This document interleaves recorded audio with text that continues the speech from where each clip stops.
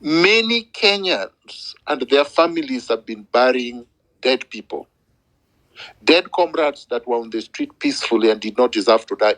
But he couldn't even acknowledge the fact that his police officers killed these innocent Kenyans. He hasn't acknowledged that. He apparently claimed, from what I'm reading, third party, for those who watched him, is that criminals snatched guns from police officers and shot innocent people. That's incredible. Who says that? What kind of a president says that? What kind of a president refuses to admit that what we saw, because it was on live TV, we saw that. We saw armed police officers and police officers in civilian clothing aim at protesters and shoot them dead. There was a sniper at parliament buildings that shot innocent Kenyans dead.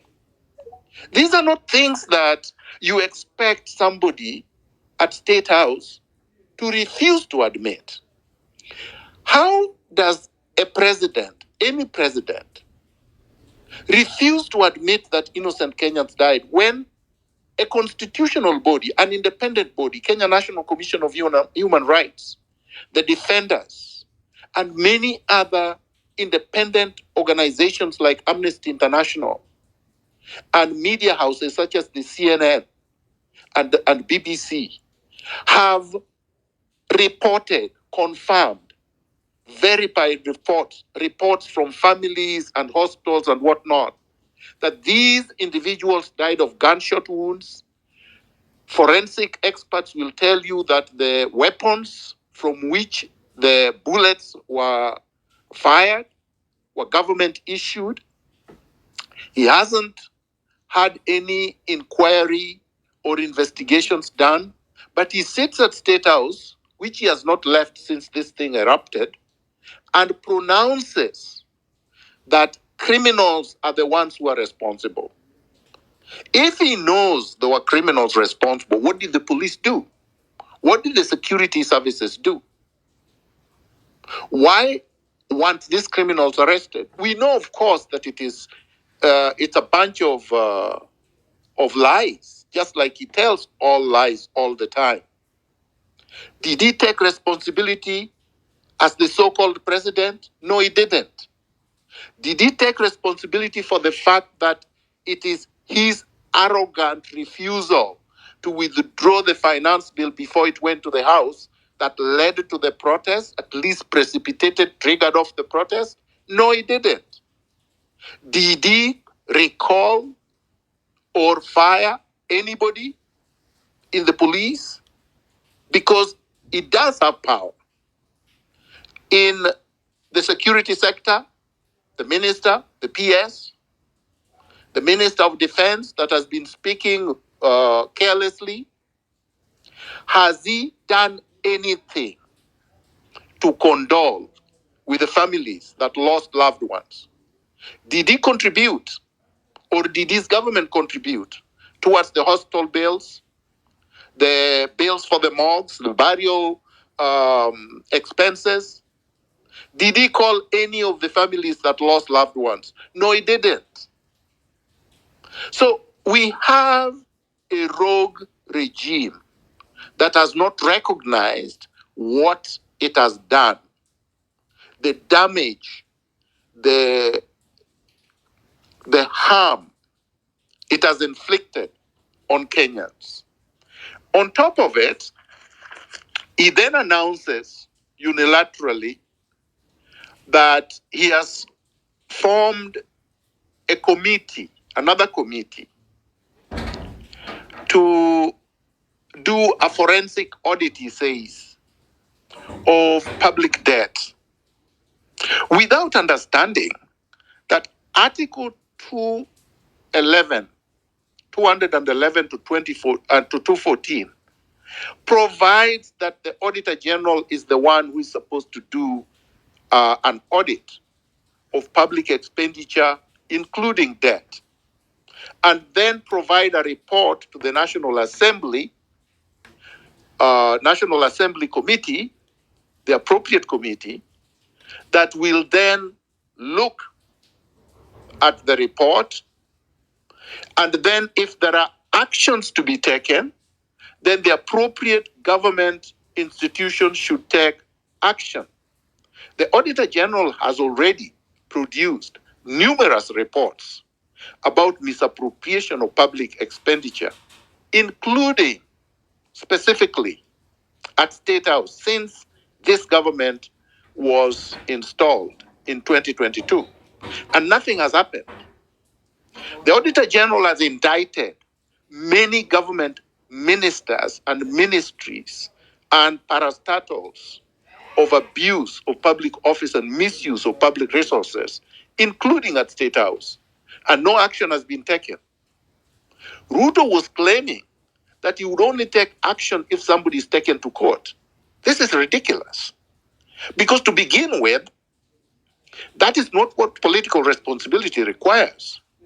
Political responsibility requires that action is taken once public confidence, the public has expressed that their confidence has been reduced or they have withdrawn confidence from a public officer. And we did that. Kenyans did that on June 25th in huge numbers. He has not resigned. None of his ministers have resigned. And he has not fired anybody. But he's arguing about taking people to court. Who does take people to court in Kenya? One, the DCI. He controls the DCI. He appointed the DCI director. And he seems to dictate who is to be arrested and who is not to be arrested, who is to be arraigned and who is not to be arraigned. Number two, EACC. Ruto appointed a priest as the head of EACC against the law. The law says EACC and all these law enforcement agencies, civilian ones, have to be headed by advocates of the High Court of Kenya because they know the law, they understand the law. That's their work professionally. Not a priest. A priest preaches in church. He appointed a priest.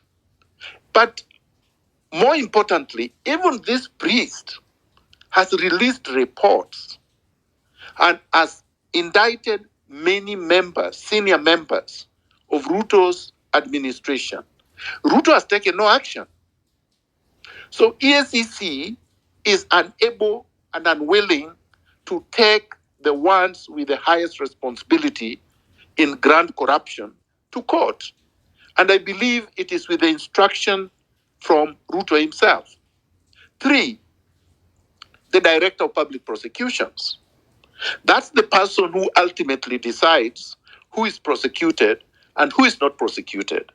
And whom did Ruto appoint? Somebody nobody knows his name. Nobody knows his educational background. Nobody really knows about his professional career. He has done absolutely nothing and was involved in corruption the length of River Nile when he was working in Mombasa. Forged land title deeds. I have the evidence. I've seen it.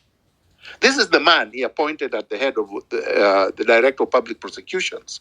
And again, this man is unable to arrest anybody or recommend the arrest of anybody and prosecution of anybody, and terminates prosecutions of people that even a grade 2 child would tell you there is more than credible evidence to suggest that that person, when taken to court, would be convicted. There is sufficient evidence to believe that Didmas Baraza shot somebody dead in broad daylight, but he's walking free. So this is the context of what happened when Ruto purportedly addressed a public space yesterday on X. Ruto has refused to accept that Kenyans have indicted his administration and has gone ahead to unilaterally appoint a body that he believes would whitewash his administration. Who did he appoint? First of all, forget about the fact that this body is illegally constituted because there is an independent constitutional body that is supposed to be doing what this so-called task force is supposed to be doing. So there is a duplicity of action and a wastage of public expenditure by purporting to institute this body.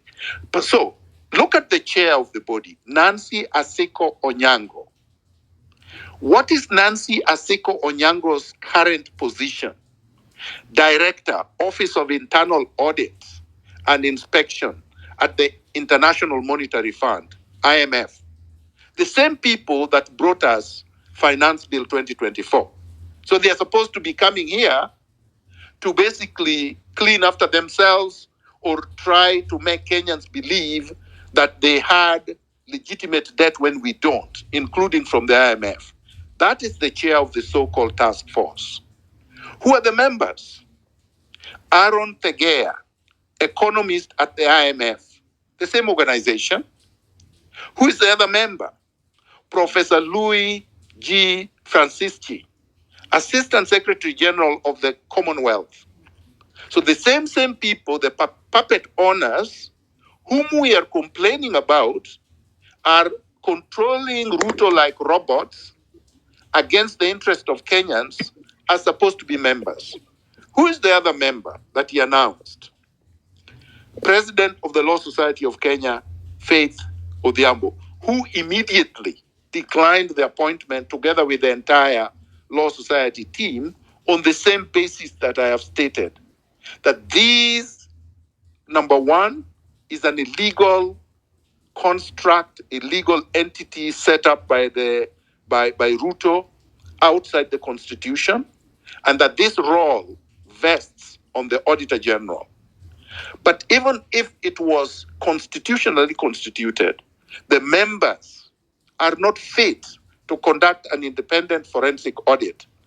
An independent forensic audit would have to be conducted by someone not answerable to Ruto and someone that does not report directly to Ruto, that would submit their report for public scrutiny to the National Assembly.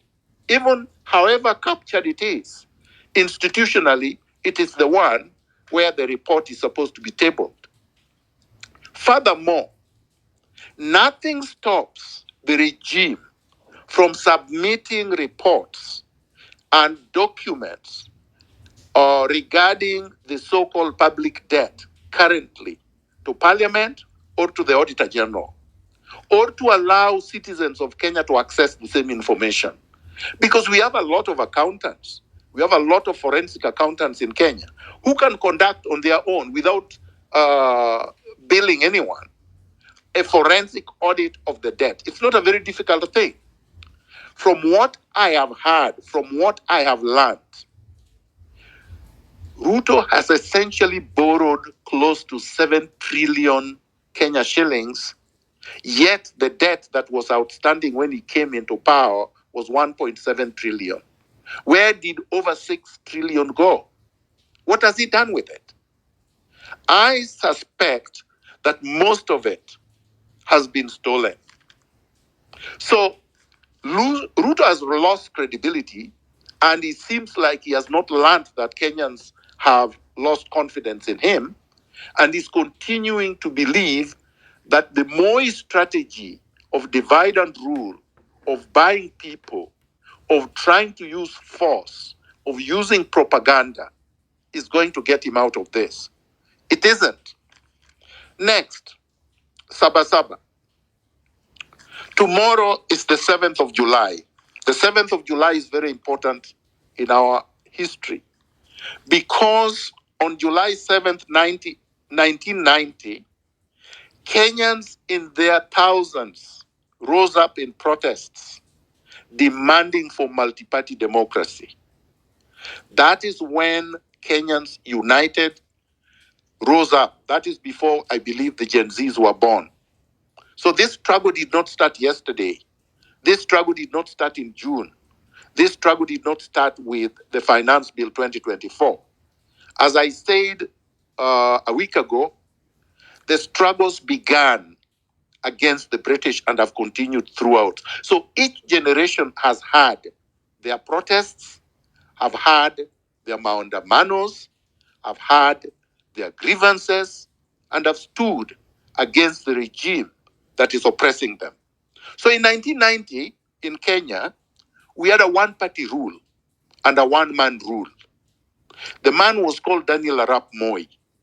The party was called Kenya African National Union, KANU. The party that, quote unquote, won independence elections in 1963 and metamorphosed into a de jure, a legal one-party state through a constitutional change in 1982. Moi ruled Kenya alone with KANU, with his cronies and a few mafia from 1982 to the eruption of Saba Saba 1990, and continued to do so through 1990 and 1991 until 1992. That's when he gave in and allowed multi-party democracy. What were people complaining about apart from multi-partyism? One, Kenyans wanted detention without trial to end. The same thing Ruto is doing even under the new constitution is abducting people, detaining them, sometimes over the 24-hour limit without charge. That is what people are rising up against. People were rising up against abuses, human rights abuses. Universities and colleges and scholars were demanding academic freedom because at the time there were books that were restricted, that were not supposed to be used at the universities. In fact, Moi had categorized anybody with a beard as a Marxist, as a communist, as a socialist, and he targeted them for persecution. People could not just write freely. The press was not free. People were demanding freedom of expression. People wanted freedom of association. People wanted a free press. People wanted grand corruption to stop. People wanted the end of tribalism because, as many would know, at the time, most of the people that were appointed into high positions were members of his tribe, just like now. This regime is predominantly made up of probably 2 or 3 tribes. And that is unacceptable because Kenya comprises of 54 communities. And the constitution requires that in every appointment, in every office, we should see the face of Kenya. So this is what people were fighting about in 1990.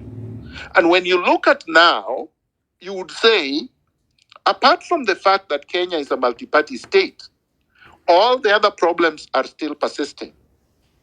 We still have abductions. We still have illegal detentions. We still have human rights abuses. I'm not sure about academic freedom. That probably is a battle we won because I believe right now in our schools, most people can do research and write almost on anything. As to whether it is thriving is another question. We do have freedom of association. It is suppressed, but it is there. And of course, we still have corruption, grand corruption. We still have tribalism. We still have nepotism. At that time, Moi reacted by detaining prominent members of whom he perceived to be the organizers. For example, Kenneth Matiba, Charles Rubia. There were several people who were detained. In fact, he had also detained Raila Odinga and many others without trial, without taking them to court. And of course, people were tortured. Matiba came out of detention paralyzed and eventually died out of the conditions that he was subjected to in prison. The result, ultimately, the big win in 1992 was the repeal of Section 2A, which then allowed Kenyans to form multi-parties. And eventually, in August 2010, we amalgamated the new constitution of Kenya 2010. So those are the big wins. But we did not make these gains without a struggle, without risks, without people suffering. So what is it that we should look for on the Saba Saba coming up tomorrow? The organizers have already announced that they are going to have a memorial concert. They are going to celebrate the lives of those who have lost their lives during the protests, and they are going to reaffirm our commitment for the values and the grievances that Kenyans rose up against, which was not just Finance Bill 2024. A lot of regime-friendly media and propagandists are only talking about Finance Bill 2024 and talking about it as if it has been withdrawn and as if it cannot be brought back. And as I said last week, Finance Bill 2024 is alive and will become law on the 16th of July automatically. Because the law says that if the president does not assent to it and nothing happens in the National Assembly, the bill becomes law automatically in 21 days. So on the 16th of July, Finance Bill 2024 is the law. So really, we have not made any gains. I want to disabuse ourselves of that. We have lost people. We have had people injured. We have had the properties destroyed by state goons. We have had a lot of us compromised. But there is no gain, no singular concrete gain that we have made. So I think the challenge on us is to do this on Saba Saba Day. If we are going to honor the lives of all the people that have lost their lives and all the people that have been injured and all the atrocities that have been committed in the name of these demands, we should show up in large numbers at Uhuru Park. We should show up peacefully. We should dress in black. We should carry our flags. We should play our music. We should have the images of all these heroes that died. And we should singularly tell the regime that Ruto must go.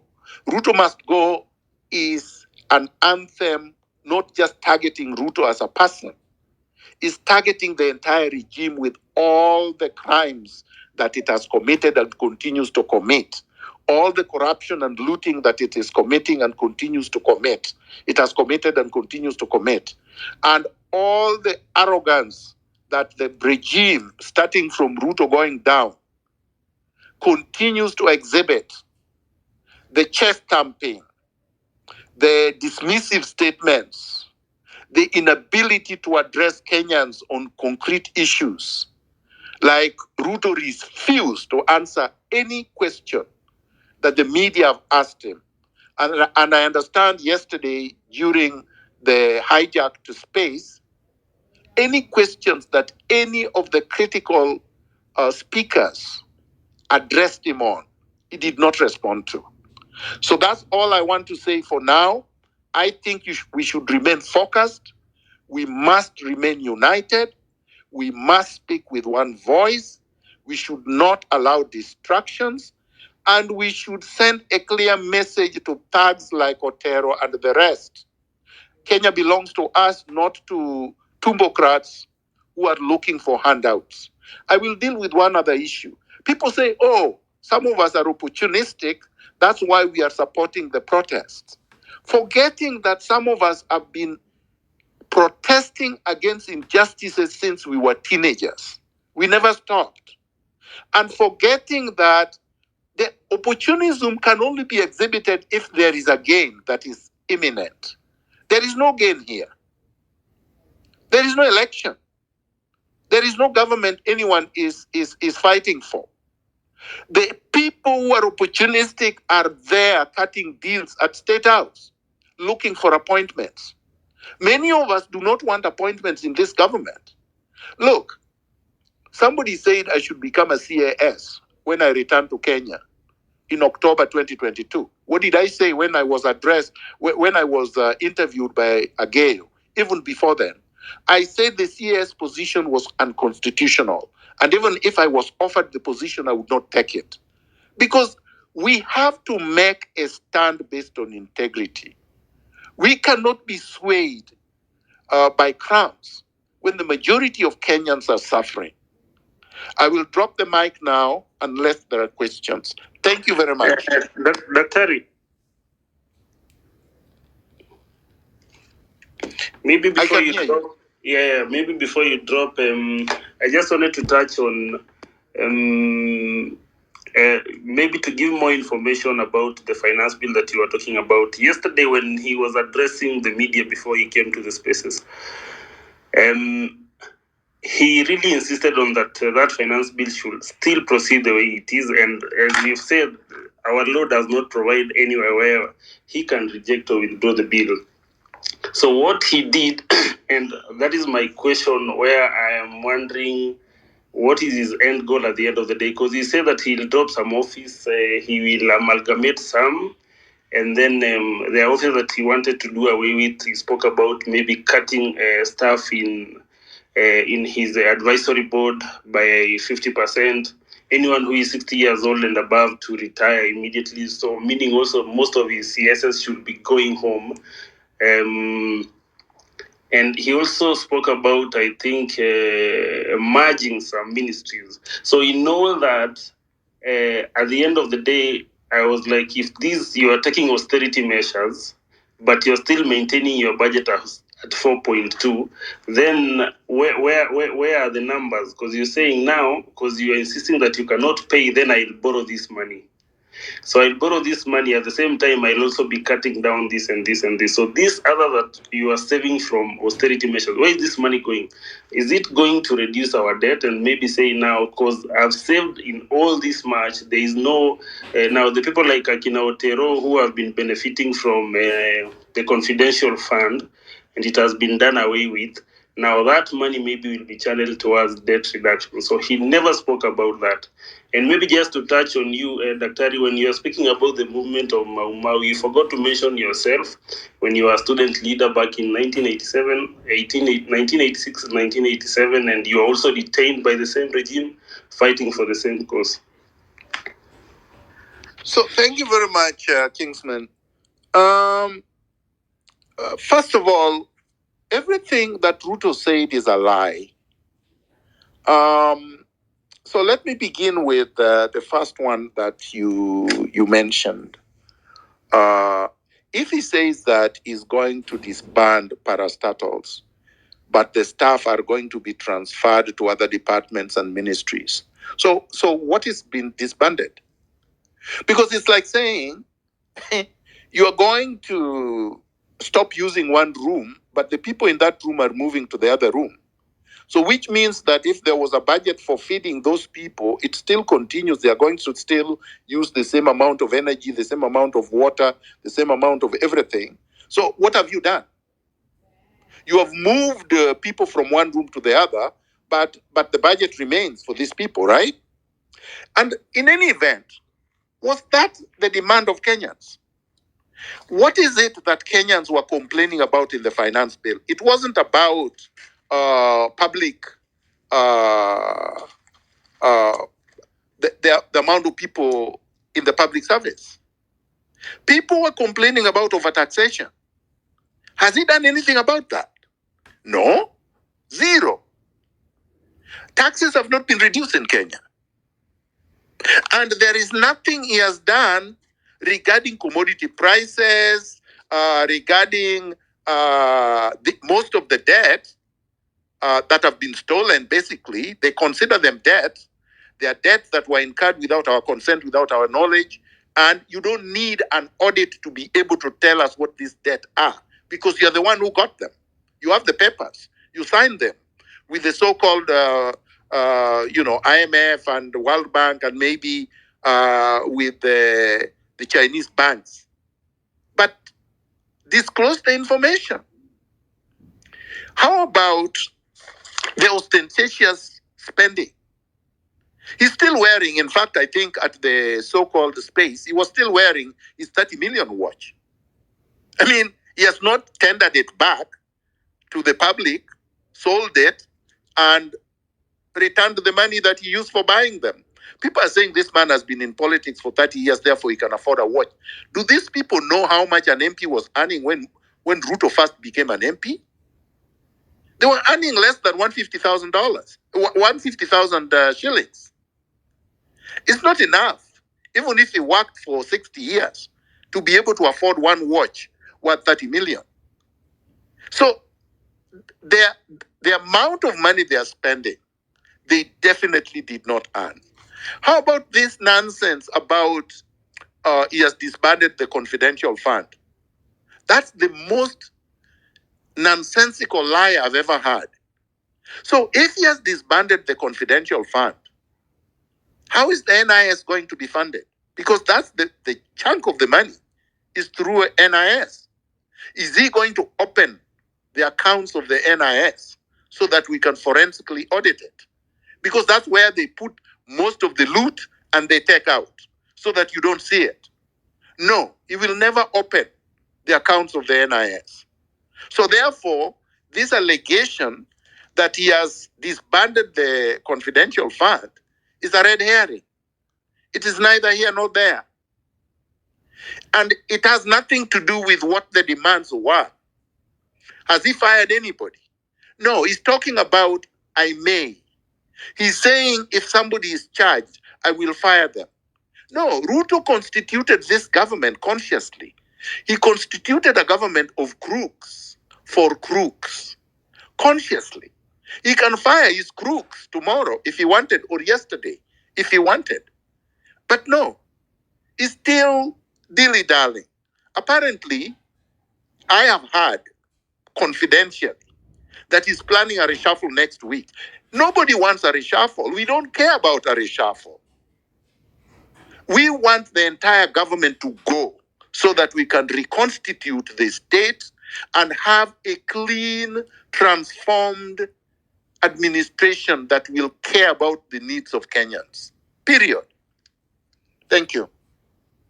Thank you so much, Dr. for walking us through the Saba Saba history and for also sharing with us about basically dissecting yesterday's speech and also sharing with us actually the true status of what is going on. I have two questions for you before we proceed with the next speakers.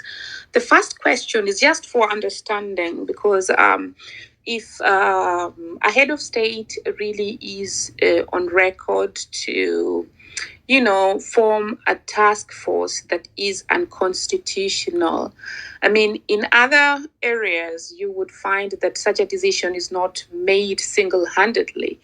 Even if he wanted to, if a head of state wants to do such a thing, there has to be a team who are counter-checking. Of course, he must be having knowledge of the Constitution. Then there has to be a team checking, and before this decision reaches the public, it would have, passed through many layers of,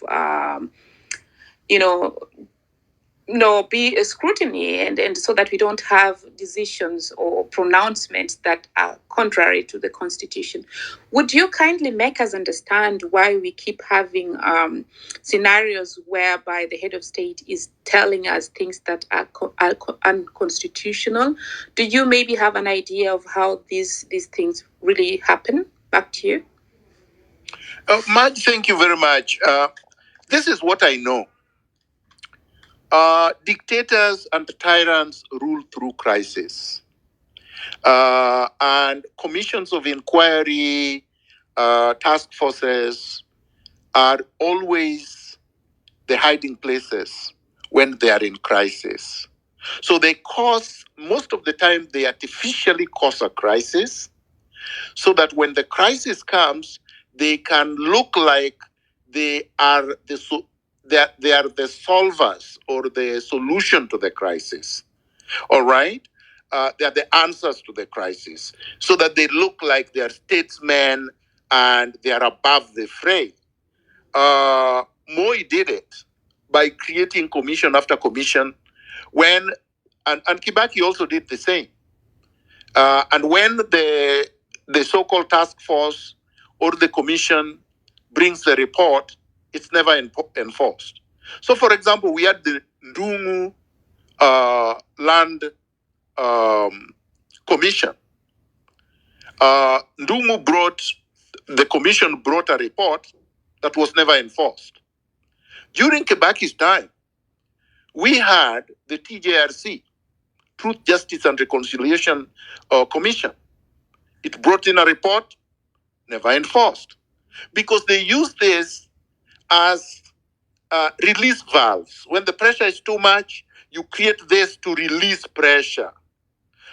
There was also the Waki report. Most of it is not of the post-election violence. Most of the report, nothing was enforced. We've had many such commissions. Okay? This is a PR exercise, purely a PR exercise. As I said, he cannot purport to form this thing from the IMF, who is supposed to be a creditor. So somebody lends you money, you go to the National Bank, or you go to Equity, they give you 100 million to construct a house or to construct a business. And then there is a problem with the management of this debt. So let's say something happened that was untoward. There were kickbacks and whatnot. So what happens? The same creditor, Equity Bank, then says they have constituted a team to investigate whether there was a kickback or not. Do you think you will ever find out whether there was a kickback when the same creditor is the one responsible for this? No.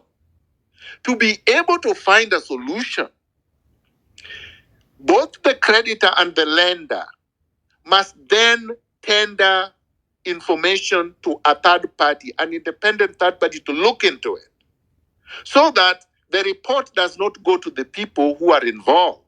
It goes to an independent body. The independent body is the one that does the forensic audit and then reports to another independent body to be able to tell us if there is a problem.